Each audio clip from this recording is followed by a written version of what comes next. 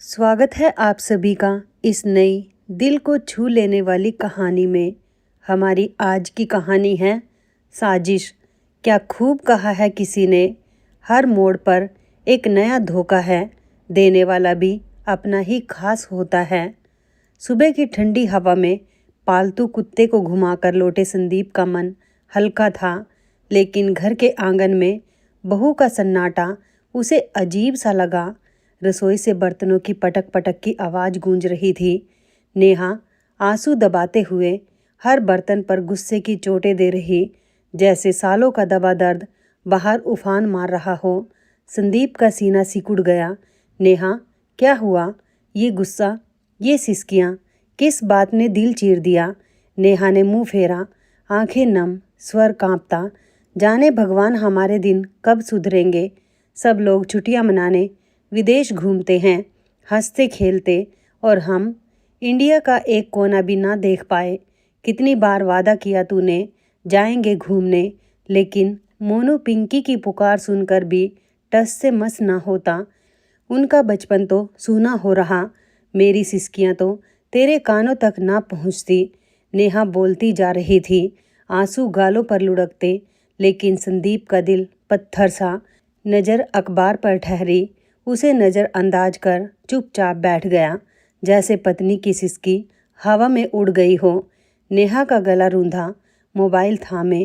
कल सहेली का फ़ोन आया, फ्रांस घूमने गए। ये देख, एफिल टावर की ऊंचाई से फ़ोटो। क्या नज़ारा! फ़ोटो में ही दिल छू गया, सामने से तो सोच कितनी खुशी मिलती। संदीप ने अखबार से नज़र ना हटाई, स्वर ठंडा। अरे नेहा, इन हाई सोसाइटी वालों का क्या, उनकी इच्छा पर लाखों उड़ जाते हैं, हमारा तो मुकाबला ही क्या। नेहा का सीना फट गया, आंसू बहने लगे। मुकाबला? बस इतनी ही? हमारी सिसकियाँ, बच्चों की पुकार, सब व्यर्थ। ऐसी सहेलियों से तो दूरी बनाना ही बेहतर है, जो अपनी फ़ोटो दिखा दिखा कर दूसरों के घरों में आग लगाती फिरे। संदीप ने कहा तो नेहा अपनी बड़ी बड़ी आंखें दिखाती हुई बोली, अरे मैं कहाँ पेरिस जाने को कह रही हूँ, कम से कम इंडिया तो घूम ही सकते हैं ना हम लोग। लेकिन तुम्हें मेरे कहने का फ़र्क कहाँ पड़ता है?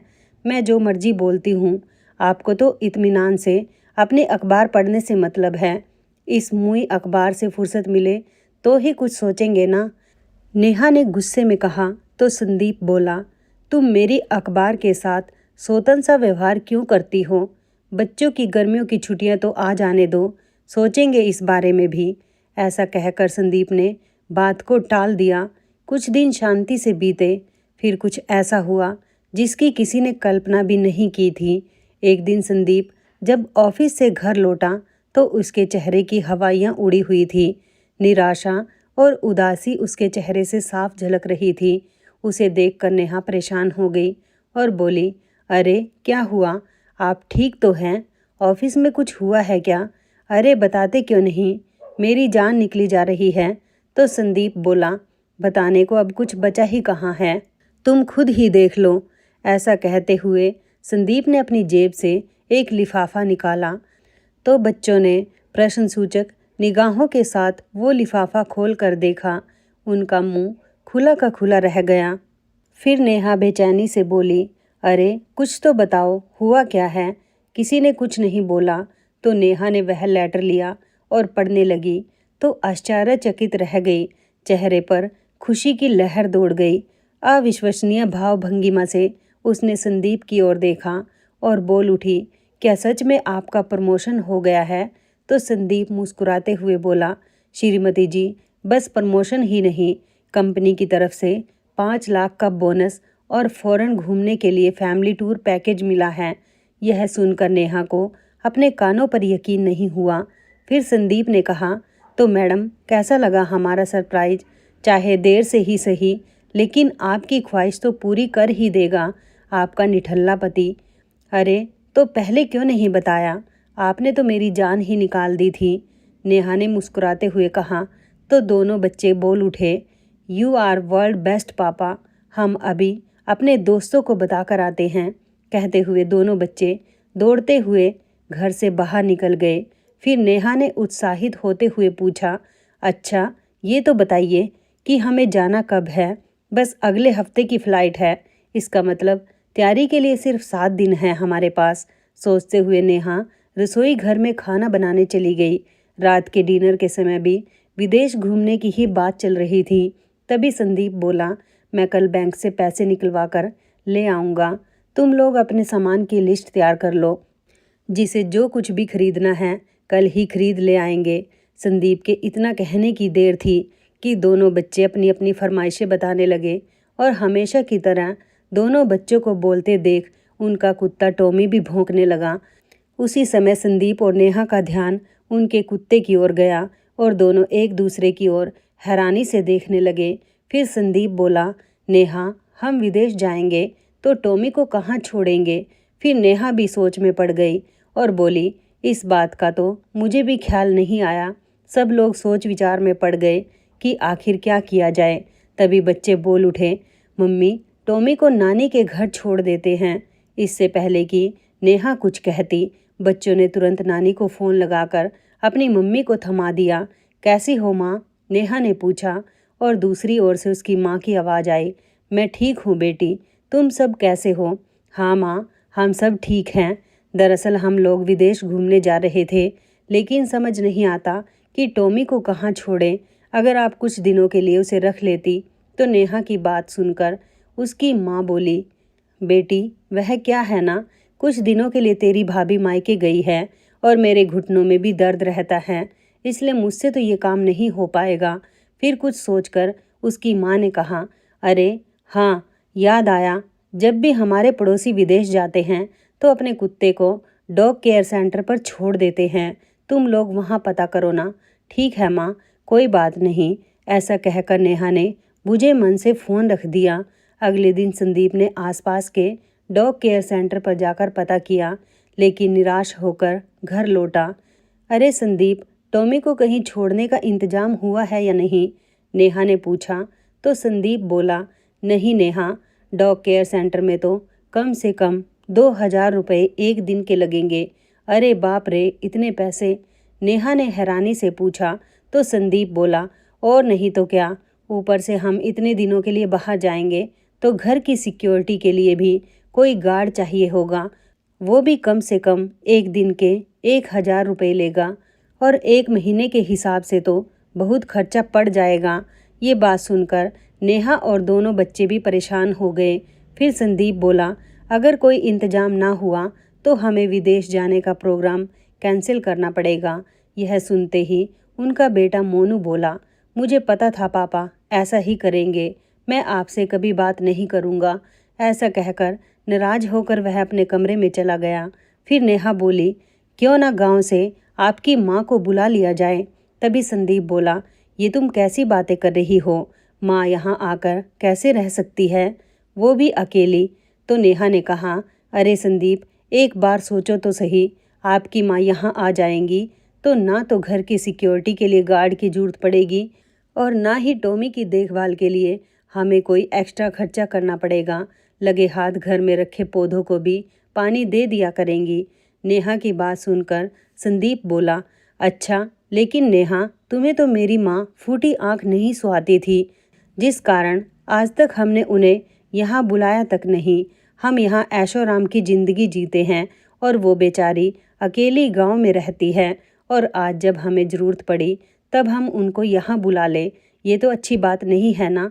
तो नेहा बोली, वो सब मैं नहीं जानती, वैसे भी हम थोड़ी ना उन्हें बताने वाले हैं कि हम उन्हें अपने घर और टॉमी की रखवाली के लिए बुला रहे हैं। तुम बस अपनी माँ को फ़ोन लगाओ, मैं सब संभाल लूँगी। कहते हुए नेहा ने संदीप के हाथ में फ़ोन थमा दिया। हेलो, प्रणाम माँ, कैसी हो? बहुत अच्छी हूँ बेटा, अभी बैठे बैठे तुम सबको ही याद कर रही थी, मालती जी ने कहा। तो संदीप बोला, अच्छा माँ, इतनी याद आ रही थी तो कुछ दिनों के लिए यहाँ चली आती। तो मालती जी बोली, अरे नहीं बेटा, तुम ही नेहा और बच्चों को लेकर किसी दिन मुझसे मिलने आ जाओ, मेरा आना तो संभव नहीं है। तभी संदीप के हाथ से फ़ोन लेते हुए नेहा बोली, अरे माँ जी, सारा प्यार आप उन गांव वालों पर लुटा दोगी तो हमारे लिए क्या बचेगा? आपके पोता पोती को भी आपके प्यार की ज़रूरत है। अरे बहू, मैं तो हमेशा तुम लोगों को मन ही मन आशीर्वाद देती रहती हूँ, मालती जी ने कहा। तो नेहा बोली, ऐसे दूर से आशीर्वाद देने से क्या होगा अम्मा जी, आपके बच्चों को आपके प्यार और साथ की ज़रूरत है। कल आपके पोता पोती भी आपको बहुत याद कर रहे थे। मोनू तो आपको याद करते हुए रोने ही लग गया। अब बच्चे जिद पकड़कर बैठे हैं कि उन्हें अपनी छुट्टियां दादी के साथ ही बितानी हैं। इसलिए मैं तो कहती हूँ आज ही अपने कपड़े पैक कीजिए और ट्रेन पकड़कर यहाँ चली आइए। इतने सालों बाद बहू ने इतने हक से बात की और इतने प्यार से अपने घर बुलाया, ये देखकर तो मालती जी मन ही मन फूली नहीं समा रही थी। वे खुद को रोक ना पाई और बड़ी खुशी से बेटा बहू के घर जाने की तैयारी करने लगी। करीब 2 वर्ष पहले मालती जी के पति का देहांत हुआ था। जब वे जीवित थे तो पूरे गांव में उनका बहुत मान सम्मान हुआ करता था। यूं तो सरल स्वभाव की मालती जी पति के जाने के बाद गांव में अपने घर में अकेली रहती थी, लेकिन गांव के सभी लोग उनका पूरा ख्याल रखते थे। यहाँ तक कि गांव के बच्चे भी उन्हें अकेला नहीं छोड़ते थे। अक्सर उनके पास आकर सब बच्चे कहानी सुना करते थे। गांव में किसी को कोई भी दुख तकलीफ होती तो मालती जी हमेशा उनकी मदद करने को तैयार रहती और इसी कारण गांव के हर व्यक्ति के दिल में उनके लिए प्यार और सम्मान था। उनके पति की पेंशन आती थी जो महीने भर का खर्चा निकालने के लिए काफ़ी होती थी। बेटे बहू के घर जाने के लिए मालती जी ने बड़ी खुशी से बेसन के लड्डू, खोया बर्फ़ी और कुछ नमकीन स्नैक्स बना लिए। अपनी मदद के लिए उन्होंने पड़ोसियों को भी बुला लिया। अगले दिन अपने घर की जिम्मेदारी गांव के लोगों को सौंपकर मालती जी ट्रेन में बैठ गई और लगभग 2 घंटे के सफ़र के बाद बेटे के शहर पहुंच गई। स्टेशन पर पहुंची तो देखा उनके बेटा बहू और पोता पोती बेसब्री से उनका इंतजार कर रहे थे। वे ट्रेन से उतरी और बेटा बहू ने पाँव छूकर उनसे आशीर्वाद लिया तो दोनों बच्चे भी दौड़ते हुए आए और दादी दादी कहते हुए उनसे लिपट गए। अपने बच्चों का प्यार और अपनापन देखकर मालती जी तो बस उन्हें आशीर्वाद ही देती जा रही थी। सब लोग गाड़ी से घर पहुँचे और घर का दरवाज़ा खोला तो अपने सामने किसी अनजान व्यक्ति को देखकर टॉमी उन पर भौंकने लगा, लेकिन मालती जी ने उसे बड़े प्यार से सहलाया तो वह बिल्कुल शांत हो गया। ये देखकर नेहा तो ऐसे खुश हो गई जैसे उसे कोई खजाना मिल गया हो। आखिर उनके जाने के बाद टॉमी को मालती जी को ही तो संभालना था। गांव में सरल और सादगीपूर्ण जीवन जीने वाली मालती जी बेटा बहू के घर तरह तरह की सुख सुविधाएं देखकर हैरान थी।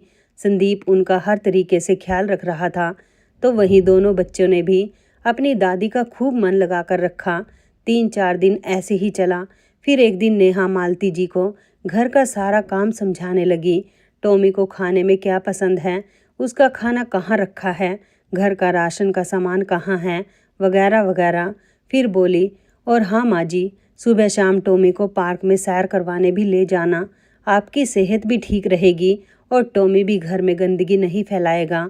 उसकी बातें सुनते हुए मालती जी कभी काम समझने लगती तो कभी प्रश्नवाचक निगाहों से नेहा की ओर देखने लगती। फिर थोड़ी देर बाद बोली, अच्छा किया बहू जो मुझे सब कुछ बता दिया। अब तुम देखना, मैं तुम लोगों को स्वादिष्ट पकवान बनाकर खिलाऊंगी। अरे हाँ, मैं तो भूल ही गई, मैं गांव से तुम लोगों के लिए अपने हाथों से लड्डू और बर्फ़ी भी बनाकर लाई हूँ। अभी लेकर आती हूँ, बच्चों को बहुत पसंद आएगी। कहते हुए वे अपने बैग में से सामान निकाल कर ले आई और खुशी से मोनू और पिंकी को खिलाने लगी। तभी उन्होंने देखा कि वहाँ कुछ अटैची और बैग रखे थे। देखते ही उन्होंने हैरानी से पूछा, ये क्या बहू, कहीं जा रहे हो क्या? तभी नेहा हड़बड़ाते हुए बोली, माँ जी, वह क्या है ना कि आपके बेटे को ऑफिस के काम से विदेश जाना है, तो बच्चों ने भी जिद पकड़ ली कि वह भी विदेश घूमने जाना चाहते हैं, इसलिए हम भी उनके साथ ही जा रहे हैं। तो कुछ दिन आप घर का ख्याल रखिएगा। लेकिन मालती जी यह सुनकर और भी अचंभित हो गई। तो संदीप बोला, वह क्या है ना माँ, अचानक ही प्रोग्राम बन गया, हमें कल सुबह ही निकलना है, तो आप सब कुछ संभाल लेना, हम 10-12 दिनों में ही वापस आ जाएंगे। ऐसा कहकर सब लोग अपनी अपनी तैयारी में लग गए और अगली सुबह मालती जी को टॉमी के साथ छोड़कर वे सब लोग एयरपोर्ट के लिए निकल गए। ये देखकर मालती जी को अच्छा तो नहीं लगा, लेकिन कुछ ही दिनों की बात है, ये सोचकर उन्होंने अपने मन को समझा लिया। सुबह नहा धोकर उन्होंने टॉमी को भी बड़े प्यार से नहलाया। नेहा के बताए अनुसार उन्होंने टॉमी का खाना उसके बर्तन में डाल दिया और फिर अपने खाने की थाली भी वहीं लेकर बैठ गई। लेकिन टॉमी खाना खाने को तैयार ही नहीं था। शायद सभी लोगों के चले जाने के कारण उदास हो गया था। तो मालती जी ने उसे प्यार से सहलाया और अपनी थाली में से एक रोटी का टुकड़ा उसके मुंह में डाला। तो टॉमी भी अपनी उदासी भूलकर खुशी से उनके साथ खाना खाने लगा। अब तो हर बार मालती जी उसे अपनी थाली से ही खाना खिला देती और वो बड़े शौक से उनके साथ बैठकर खाना खाता। मालती जी का किसी से बात करने का दिल करता तो टॉमी से ही हंस बोल लेती। धीरे धीरे उन दोनों की अच्छी दोस्ती हो गई। वे हर रोज़ सुबह शाम टॉमी को पार्क घुमाने ले जाती, तो वहीं आस पड़ोस वालों से भी उनकी जान पहचान होने लगी। बच्चों के साथ हंसना बोलना उन्हें बहुत पसंद था। पड़ोस के सभी बच्चे उन्हें दादी दादी कहकर पुकारते तो उन्हें भी अच्छा लगता। अक्सर बच्चे उनके घर पर आ जाते तो कभी लूडो कैरम खेलते तो कभी दादी से कहानी सुनने लगते। कभी मालती जी काम में व्यस्त होती तो बच्चे टॉमी के साथ खेलने लगते। मालती जी जो मिठाई अपने पोता पोती के लिए लेकर आई थी वही उन बच्चों को देती तो सभी बड़े चाव से खाते। इन सब बातों में दिन कब निकल जाता उन्हें पता ही नहीं लगता था। एक रात जब वे बिस्तर पर सोने गई तो उन्हें किसी बच्चे के रोने की आवाज़ सुनाई दी। काफ़ी देर हो गई थी लेकिन वो बच्चा रोता ही जा रहा था। वह बाहर निकली तो देखा कि बच्चे के मम्मी पापा घर के आंगन में उसे लेकर घूम रहे थे और बहलाकर चुप करवाने की कोशिश कर रहे थे, लेकिन बच्चा किसी भी प्रकार से शांत नहीं हो रहा था। वे दोनों बहुत परेशान हो गए। देखिए ना अम्मा जी, ना जाने क्या हुआ है, बस रोता ही जा रहा है, बच्चे की माँ ने मालती जी से कहा। तो मालती जी उसे तुरंत अंदर लेकर आई और उसकी नाभि और पेट पर हींग लगाने लगी। थोड़ी ही देर में बच्चा बिल्कुल चुप हो गया और मालती जी उसके साथ उसकी भाषा में बोलने लगी तो वह खिलखिलाने लगा। बच्चे के मम्मी पापा ये देखकर हैरान रह गए। अरे अम्मा जी, आप तो कमाल की जादूगर हैं। आपके हाथ में आते ही बच्चा हंसने लगा।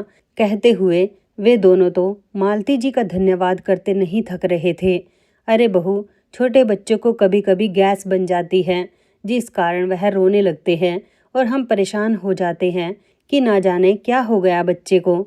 अब तुम जाकर आराम से सो जाओ, ये परेशान नहीं करेगा।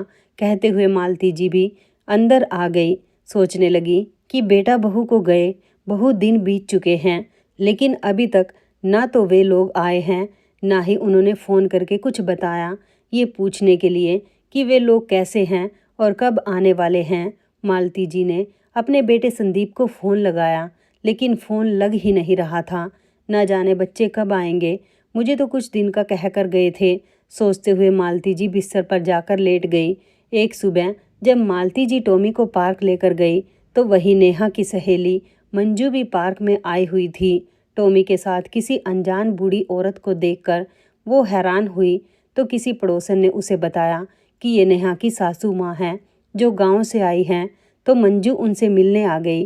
प्रणाम आंटी जी, मैं नेहा की सहेली हूँ, यहीं पास में ही रहती हूँ, मंजू ने कहा। तो मालती जी ने मुस्कुराते हुए उसे आशीर्वाद दिया।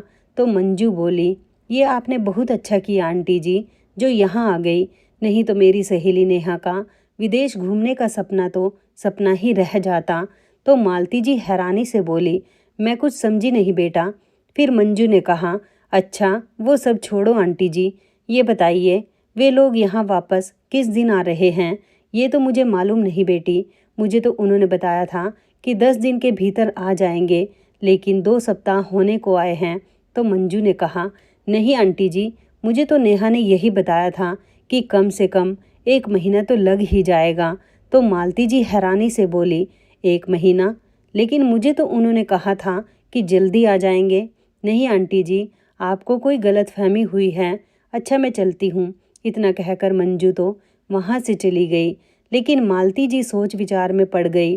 टॉमी को लेकर वह घर वापस लौटने लगी। तभी देखा कि मोहल्ले में शोर शराबा हो रहा था।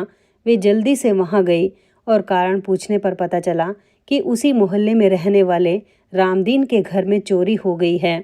अगले हफ्ते उसकी बेटी की शादी थी और सारे गहने चोर चुरा कर ले गए। यह सुनकर मालती जी को बहुत दुख हुआ।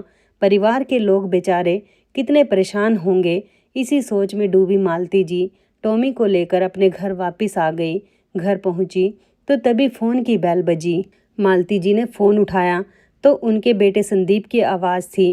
प्रणाम माँ, सब कुछ ठीक तो है ना वहाँ? टॉमी ने ज़्यादा तंग तो नहीं किया? तो मालती जी बोली, हाँ बेटा, वैसे तो सब कुछ ठीक है। हम दोनों एक दूसरे का खूब अच्छे से ध्यान रख रहे हैं। टॉमी तो दिन भर पूरे घर में उछलता कूदता रहता है, लेकिन तुमने बहुत दिन लगा दिए वापिस आने में। तो संदीप ने कहा, हाँ माँ, ऑफिस का काम कुछ ज़्यादा ही था, इसलिए कुछ दिन और लग जाएंगे, आप वहाँ संभाल लेना। कहते हुए संदीप ने फ़ोन रख दिया तो पीछे से नेहा ने कहा, क्या कहा तुम्हारी माँ ने? सब ठीक तो है ना? हाँ नेहा, सब ठीक है, तुम्हारा घर भी सही सलामत है और टॉमी भी। तो नेहा खुशी से बोली, देखा, माँ जी को गांव से बुलाने का मेरा आइडिया काम कर गया ना, और एक पंथ दो काज हो गए। टॉमी को भी केयर टेकर मिल गया और हमारे मकान की रखवाली भी हो गई। अब हम निश्चिंत होकर कुछ दिन और यहाँ आराम से घूम सकते हैं। हाँ नेहा, आइडिया तो तुमने बिल्कुल सही दिया था, नहीं तो घर की सिक्योरिटी का खर्चा और टॉमी को डॉग केयर सेंटर में रखने का खर्चा कुल मिलाकर 1 लाख रुपए हो जाता, संदीप ने कहा। फिर नेहा बोली, अब मेरी एक बात और मान लो, अपनी माँ से कहो कि बाबूजी की बीमे की रकम हमारे हाथ में रख दे। वैसे भी उन्हें उन पैसों का करना ही क्या है, हर महीने बाबूजी की पेंशन आती तो है, इससे ज़्यादा पैसे का वह क्या करेंगी? अरे नेहा, तुमने तो मेरे मुंह की बात छीन ली, मैं भी इसी बारे में ही सोच रहा था। लेकिन संदीप, तुम्हारी माँ पैसा तो दे देंगी ना? नेहा ने पूछा। तो संदीप बोला, अरे देंगी क्यों नहीं, मैं कह दूंगा कि मुझे ज़रूरत है, और फिर मेरे प्रमोशन की बात हमने उन्हें बताई ही कहाँ है। उन्हें तो बस इतना ही पता है कि हम ऑफिस के काम से विदेश आए हैं, घूमने फिरने नहीं। यहाँ संदीप को लग रहा था कि उसने फ़ोन कट कर दिया है, जबकि फ़ोन अब भी चल रहा था और संदीप और नेहा की सारी बातें मालती जी सुन रही थी। बेटे और बहू के विचार जानकर उनके पैरों तले से ज़मीन ही खिसक गई। वो यकीन नहीं कर पा रही थी कि उनकी अपनी औलाद ही इतना नीचे गिर सकती है, केवल अपने स्वार्थ के लिए। फिर खुद से ही बोल उठी, इस कलयुग में लालच और स्वार्थ माँ की ममता और प्रेम पर भारी पड़ने लगा है।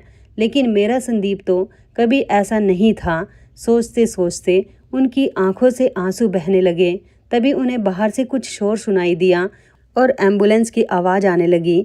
लेकिन उनके मन में विचारों की हलचल इतनी ज़्यादा थी कि बाहर की हलचल और शोर का उन पर कोई असर ही नहीं हो रहा था। काफ़ी देर वो यूं ही गुमसुम सी बैठी हुई आंसू बहाती रही। न भूख लगी न प्यास। संदीप के बचपन से लेकर आज तक की सारी यादें उनके दिमाग में घूमती जा रही थी। फिर अचानक उनका ध्यान टॉमी की ओर गया, जो भूख के कारण पूंछ हिलाता हुआ उनके इर्द गिर्द घूम रहा था। जल्दी से मालती जी ने अपने आंसू पोंछे और टॉमी के लिए खाना ले आई। लेकिन टॉमी हमेशा मालती जी के खाने के बाद ही खाना खाता था, इसलिए ना चाहते हुए भी मालती जी को भोजन के 2 निवाले खाने पड़े। शाम के समय जब मालती जी बाहर निकली तो पता चला कि रामदीन, जिसके घर में चोरी हुई थी, उसने आत्महत्या करने की कोशिश की। यह सुनकर मालती जी की हैरानी का ठिकाना न रहा। अगले दिन जब रामदीन अस्पताल से घर वापस लौटा तो मालती जी उससे मिलने गई और समझाने लगी, देखो भाई, जीवन में उतार चढ़ाव तो आते ही रहते हैं, लेकिन इसका मतलब ये नहीं कि इंसान अपनी ज़िंदगी ख़त्म करने के बारे में सोचे। तो रामदीन बोला, नहीं बहन जी, आप नहीं जानती कि मैं किन दुखों से गुजर रहा हूँ। दिन भर मेहनत मजदूरी करके 4 पैसे घर में लेकर आता हूँ तो खर्चा भी पूरा नहीं हो पाता। बड़ी मुश्किल से बिटिया की शादी के लिए कुछ पैसे इकट्ठे करके गहने बनवाए थे, लेकिन भगवान से ये खुशी भी नहीं देखी गई हमारी। अब कैसे होगी बेटी की शादी, क्या करूं समझ नहीं आता। कहते हुए रामदीन फूट फूट कर रो पड़ा। रामदीन की हालत देखकर मालती जी द्रवित हो उठी। आप चिंता मत करो, भगवान पर विश्वास रखो, सब ठीक हो जाएगा, मालती जी ने कहा। एक बेटी के पिता की लाचारी देखकर मालती जी से रहा ना गया और अगले दिन ही अपने गांव में फ़ोन किया और पड़ोसियों से 1 लाख रुपए भेजने को कहा और ये भी कहा कि गांव आने के बाद वह लौटा देंगी।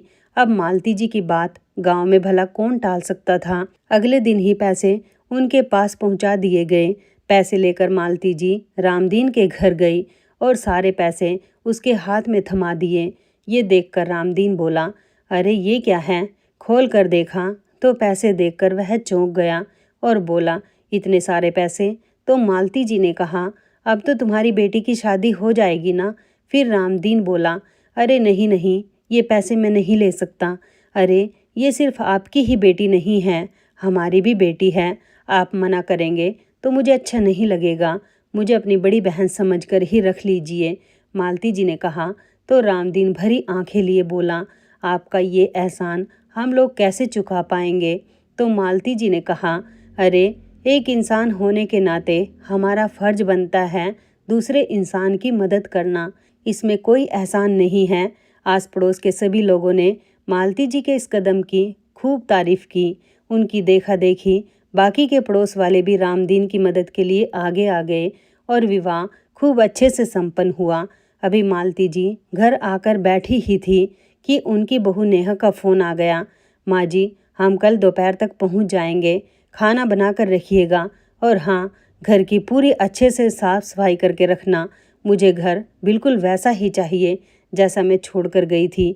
ठीक है बहू, मालती जी ने कहा और फ़ोन रख दिया। अगली सुबह मालती जी कुछ ज़्यादा ही जल्दी उठ गई थी। आज उनके पति की बरसी थी, इसलिए मंदिर जाने के लिए वह सुबह सवेरे नहा धोकर तैयार हो गई। भगवान को भोग लगाने के लिए रसोई घर में जाकर हलवा पूरी बनाने लगी और कुछ खाना उन्होंने गरीबों को बांटने के लिए भी बनाया। टॉमी को घर में ही छोड़कर वह मंदिर चली गई। मंदिर जाकर भगवान को माथा टेक कर भोग लगाया और पति की आत्मा की शांति के लिए प्रार्थना की।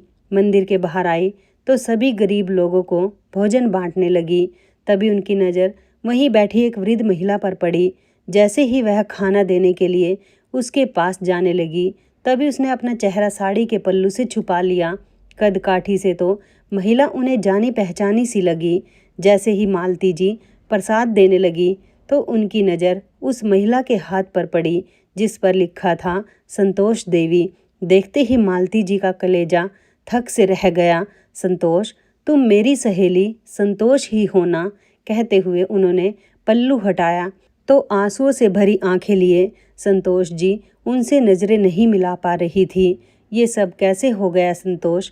तुम तो अपने बेटों के साथ बहुत खुश थी, गांव छोड़कर उनके साथ शहर में आई थी और बहुत आराम से रह रही थी। तो संतोष जी रोते हुए बोली, क्या बताऊं मालती, दोनों बेटों की बड़े शहर में अच्छी नौकरी लग गई थी तो हम स्वयं को धन्य समझने लगे थे। ये दोनों बेटे और बहुएं हमें अपने साथ यहीं लेकर आ गए। हम लोग भी उनके साथ सुखपूर्वक जीवन बिता रहे थे। 3 महीने बड़े बेटे के घर पर रहते थे और 3 महीने छोटे बेटे के घर। कुछ ही महीने पहले पति का देहांत हो गया तो बेटों ने गांव वाला मकान बेचने की जिद पकड़ ली। सब गांव वालों ने कितना रोका था मुझे कि अपने जीते जी अपने हाथ काट कर बच्चों को मत दो, लेकिन मैं ही नहीं मानी। सोचा था कि जब बुढ़ापा बच्चों के साथ ही गुजारना है तो बच्चों की बात मानने में क्या हर्ज है। लेकिन अपना हिस्सा लेने के बाद बड़ा बेटा तो अपने बीवी बच्चों के साथ विदेश चला गया तो छोटे बेटे बहू ने भी मेरी जिम्मेदारी लेने से इनकार कर दिया। मेरे एक गलत फैसले का नतीजा ये हुआ कि इस उम्र में मैं दर दर की ठोकरें खाने को मजबूर हो गई। 2 बेटों के होते हुए भी मेरा अपना कोई नहीं है। सोच रही हूँ कि किसी वृद्धाश्रम में चली जाऊँ। कहते हुए संतोष जी फूट फूट कर रो पड़ी। मालती जी ने उनके आंसू पोंछे और कहा, अरे वृद्धाश्रम क्यों, तुम मेरे साथ चलो। मालती जी अपनी सहेली को घर लेकर आई। संतोष, मैं नाश्ता बनाती हूँ, तब तक तुम हाथ मुंह धोकर आ जाओ और ये लड्डू खाओ, मैंने अपने हाथों से बनाए हैं। बच्चों के लिए लेकर आई थी, लेकिन उनके पास तो समय ही नहीं था लड्डू खाने के लिए। विदेश जो जाना था, कहते हुए मालती जी की आंखें भर आई और नाश्ता बनाने रसोई घर में चली गई।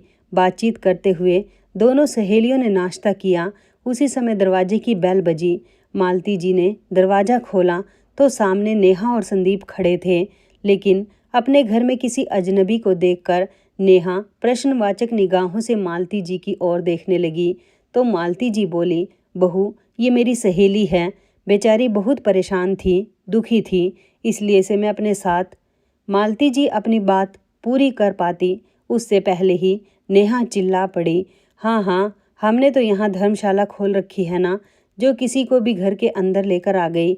और वैसे कितने दिनों से चल रही है ये समाज सेवा। ये तुम क्या कह रही हो बहू? मालती जी हैरानी से बोली। तो संदीप ने कहा, माँ ठीक तो कह रही है नेहा, ये हमारा घर है, कोई वृद्धाश्रम नहीं। यह सुनकर मालती जी हक्की बक्की खड़ी रह गई और फिर बोली, हाँ वैसे तो ठीक कहा तुमने, ये तुम्हारा घर है, मेरा नहीं, क्योंकि मुझे तो तुम लोगों ने इस घर में इसलिए बुलाया था ताकि मैं तुम्हारी अनुपस्थिति में इस घर की और टॉमी की रखवाली कर सकूं। एक चौकीदार से ज़्यादा हैसियत कहाँ है मेरी? फिर मैं किस हक से अपनी सहेली को यहाँ लेकर आ गई? अब जब इस घर के मालिक घर में वापस लौट चुके हैं तो इस चौकीदार का क्या काम? तुम्हारे घर में शायद हम जैसे लोगों के लिए कोई जगह नहीं है, लेकिन मेरे गांव में और गांव वालों के दिल में बहुत जगह है। शाम की ट्रेन से अपनी सहेली को लेकर अपने गांव वापस लौट जाऊंगी। कहते हुए मालती जी की आंखों से अश्रुधारा बहने लगी। तो मोनू और पिंकी दादी को आकर लिपट गए और रोते हुए बोले, नहीं दादी, आप हमें छोड़कर नहीं जाएंगी। बच्चों की मासूमियत भरी बातें सुनकर मालती जी दोनों बच्चों को चूमते हुए बोली, अरे बेटा, मैं तुम लोगों से मिल ली, इतना ही बहुत है मेरे लिए। मेरा प्यार और आशीर्वाद हमेशा तुम्हारे साथ रहेगा। बस मेरी एक बात हमेशा याद रखना, जिंदगी के हर मोड़ पर माँ बाप ही होते हैं जो बिल्कुल निस्वार्थ भाव से अपने बच्चों का भला चाहते हैं, हर मुसीबत में अपने बच्चों का साथ देते हैं। बदले में वह अपनी औलाद से किसी चीज़ की उम्मीद नहीं करते। आंख मूंद कर वो अपने बच्चों पर विश्वास करते हैं। इसलिए तुम दोनों अपने मम्मी पापा के विश्वास को बिल्कुल मत तोड़ना, क्योंकि जब विश्वास टूटता है ना तो माँ बाप को बहुत दुख होता है। मालती जी की बात सुनकर नेहा और संदीप को अपनी गलती का एहसास होने लगा। तभी मालती जी अपनी बहू नेहा से बोली, ध्यान से देख लो बहू, तुम्हारा घर बिल्कुल वैसा ही है जैसा तुम छोड़कर गई थी। फिर भी अगर इस काम वाली बाई से कोई कमी रह गई हो तो माफ़ कर देना। नहीं माँ जी, ये आप कैसी बातें कर रही हैं? नेहा ने कहा। तो मालती जी बोली, मुझे सब मालूम पड़ गया है बहू कि अचानक मेरे लिए तुम्हारे मन में प्यार कैसे उमड़ आया था जो मुझे यहाँ बुला लिया था। तो संदीप बोला, माँ हमने बहुत सोचा था लेकिन कुछ समझ में नहीं आ रहा था। तो मालती जी ने कहा, दुख तो मुझे ये सोचकर हो रहा है कि आज तक तुम अपनी माँ के प्यार को ही समझ नहीं पाए। और बहू तुम तो एक माँ हो ना, फिर भी तुमने माँ की ममता के साथ ऐसा खिलवाड़ किया।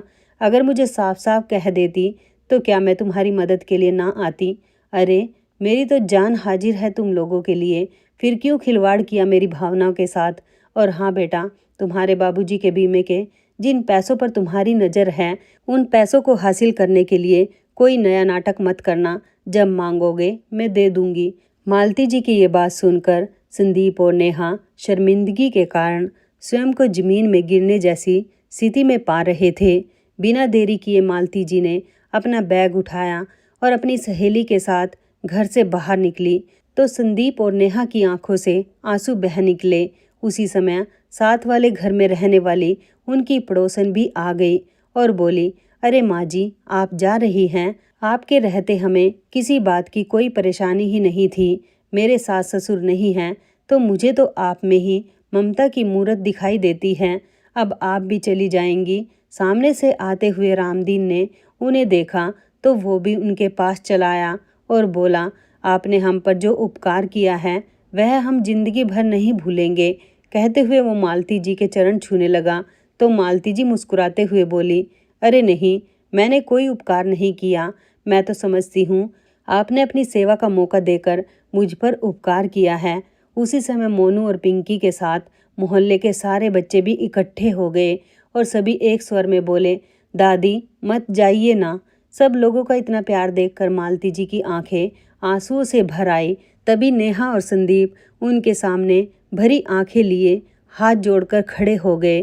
संदीप बोला, माँ जी हमें माफ़ कर दीजिए, मैं जानता हूँ हमने गलती ही ऐसी की है जिसकी कोई माफ़ी नहीं है, लेकिन आप तो माँ है ना, जो अपनी औलाद की हर छोटी बड़ी गलतियों को माफ़ करती हैं।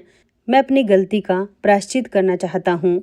माँ, बस एक मौका दे दो अपनी सेवा करने का। तो नेहा बोली, माँ जी, हमें छोड़कर मत जाइए ना, आप दोनों यहीं रहिए। मैं वादा करती हूँ हम लोग आपको शिकायत का कोई मौका नहीं देंगे। तो मालती जी ने कहा, मेरे बच्चों, तुम्हें अपनी गलती का एहसास हुआ, मेरे लिए इतना ही काफ़ी है। मुझे तुमसे कोई शिकायत नहीं है, लेकिन मुझे गांव तो जाना ही होगा। वहाँ मेरा अपना घर है जहाँ रहकर मुझे सुकून मिलता है। हम दोनों बहनें वहाँ खुशी से अपना बाकी का जीवन बिता लेंगी। मालती जी ने सभी बच्चों के सिर पर प्यार भरा हाथ रखा और सब लोगों को खूब आशीर्वाद दिए। जैसे ही वह ऑटो में बैठने लगी, तभी उन्हें एहसास हुआ कि कोई पीछे से उन्हें रोक रहा है। मुड़कर देखा तो टॉमी ने उनका पल्ला कसकर थाम लिया था। वो नरम पंजे, वो वफादार नजरें, मालती जी का सीना फट गया। आंसू अनियंत्रित बहने लगे। 1 महीने में तो उनका दिल टॉमी के साथ बंध चुका था। वो सिसकियाँ, वो सहलाना, जो सालों के अपमान को भुलाने वाली ममता थी, लेकिन कमजोरी दिखानी ना थी। कांपते हाथों से पल्लू छुड़ाया, संतोष जी के साथ ऑटो में बैठ गई, आंसू दबाते। तभी टॉमी दौड़ता आया, ऑटो में कूद पड़ा। सब स्तब्ध, सांसें थम गई। टॉमी, जाना, तू तो जंगल का राजा। मालती जी सिसकियाँ लेते सहलाने लगी, लेकिन वो ना हिला। वफादारी की वो सिसकी जो इंसानों से ज़्यादा गहरी थी। इंसान भूल जाएं, लेकिन ये बेजुबान प्यार की भाषा तो जानते हैं। अब तू मेरे साथ ही रहेगा, मेरी सिसकी का साथी बनेगा। आंसू बहाते ऑटो चलने का इशारा किया। गांव की ओर निकल पड़े, टॉमी गोद में सिसकियां दबाता। दोस्तों, ये सिसकी भरी दास्तां सिखाती है कि प्यार की वफादारी बेजुबानों में भी इंसानों से गहरी बसती है। अपनों को तिरस्कार दो तो सिसकियां सुनोगे, लेकिन सच्चा साथ तो जानवर भी निभाता। माँ का त्याग समंदर सा गहरा होता है, जो अपमान सह लेता, लेकिन बेवफाई का जहर, अरे वो तो रूह को चीर देता। सोचो तो, जो आज बोझ कहते हो, कल सहारा बनेगा। सम्मान दो, वफादारी निभाओ, अपनों को गले लगाओ, क्योंकि जिंदगी का असली करिश्मा प्यार है, ना कि तिरस्कार की ठंडी हवा। क्या तुम्हारी आंखें नम हो गई? आज ही किसी को सहलाओ। तो दोस्तों, आपको ये कहानी कैसी लगी? लाइक और कमेंट में अपनी भावनाएं जरूर बांटें और चैनल को सब्सक्राइब करना ना भूलें। मिलते हैं एक नई कहानी के साथ। बहुत बहुत धन्यवाद।